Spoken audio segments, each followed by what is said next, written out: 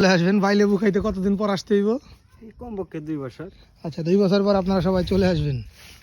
রাশেদ কতদিন পর আসবে? 2 বছর পর সবাই চলে আসবে ইনশাআল্লাহ। আসসালামু আলাইকুম ভাই ব্রাদার, কেমন আছেন আপনারা? আলহামদুলিল্লাহ আমি ভালো আছি। তো আমার নিয়মিত ব্লগের মধ্যে আজকে নতুন একটা আমার দৈনন্দিন জীবনের একটা লাইফের একটা ব্লগ নিয়ে আপনাদের সামনে আসলাম। তো আসলে আমি আমার ব্যবসার পাশাপাশি বাড়িতে টুকটাক কিছু কাজ করি, যে কাজগুলো আপনাদের সাথে শেয়ার করার জন্য আসলাম। তো আজকে নতুন করে আমি একটা প্রজেক্ট শুরু করতেছি। তো আমার কী প্রজেক্ট সেটা নিয়ে আপনাদের সাথে কথা বলবো। তো আসেন আপনাদেরকে দেখাই। তো এইটা হচ্ছে একটা লেবুর প্রজেক্ট। তো এই জমিটা আমাদের বলতে আমার বাবার।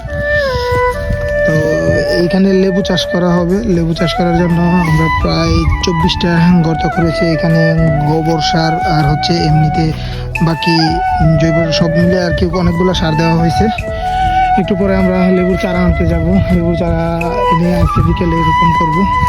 তো আসলে ব্যবসার পাশাপাশি লেখাপড়ার পাশাপাশি পরিবারের কাজে একটু সহযোগিতা করার মধ্যে অন্যরকম একটা মজা আছে। তাই আসলে আমি চেষ্টা করি মাঝে মাঝে একটু করার জন্য। এখন আমরা চারাগুলো আনতে যাব। সার, গোবর আর হচ্ছে মাটিগুলা প্রায় মিশানো শেষ হয়ে গেছে।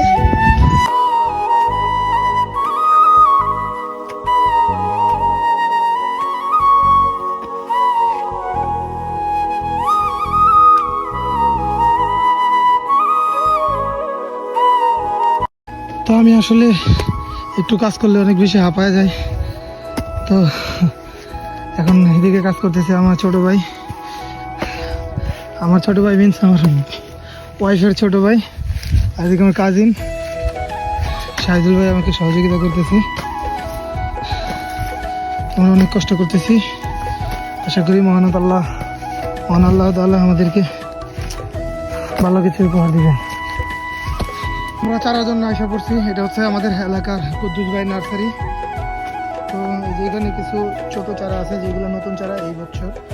এদিকে আরও অনেক রকম চারা আছে আপনারা যেগুলো নিতে পারবেন, যেমন কাঁঠাল চারা, কাঠ চারা, বিভিন্ন ফলের চারা, যেমন কদবেলের চারা আছে। আর এইগুলো হচ্ছে গত বছরের পুরনো লেবু চারাগুলো। তো আমাদের কালেক্ট করা শেষ। আমরা টোটাল গর্ত করেছি 24টা। আমরা 24টা চারা নিয়েছি। এবার রোপণ করবো, তারপর ভরসা। পুরো নার্সারিটা আপনাদের একটু দেখাই দিই। এদিকে বেগুন চারা আছে, ওই পাশে আছে আরো কিছু কাঁঠালের চারা আর কাঠের চারা। তো আমরা চারাগুলো নিয়ে চলে আসছি। চারাগুলো নিয়ে আমাদের খেতে চলে আসছি। এই যে এখন চারাগুলো রোপণ করা হবে। এই যে শাহিদুল ভাই বিসমিল্লাহ প্রথম চারাটা রোপণ করবে। বিসমিল্লাহির রহমানির রহিম।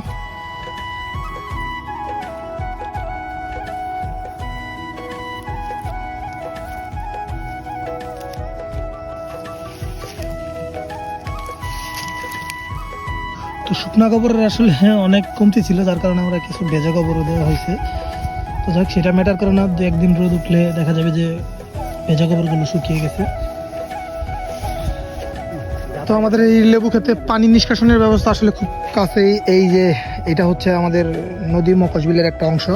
তো এইখান থেকে খুব সহজে আমরা খেতে পানি দিতে পারবো। ইভেন চাইলে এই উপরে আমাদের বাসা, মোটর ছেড়ে আমরা পানি দিতে পারবো।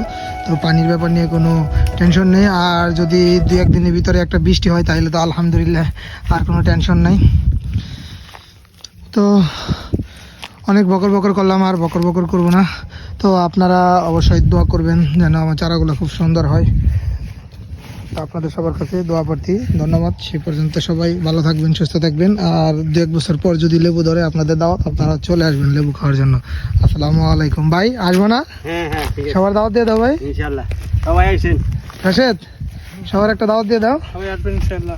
ইনশাআল্লাহ। আসসালামু আলাইকুম ওয়া রাহমাতুল্লাহ।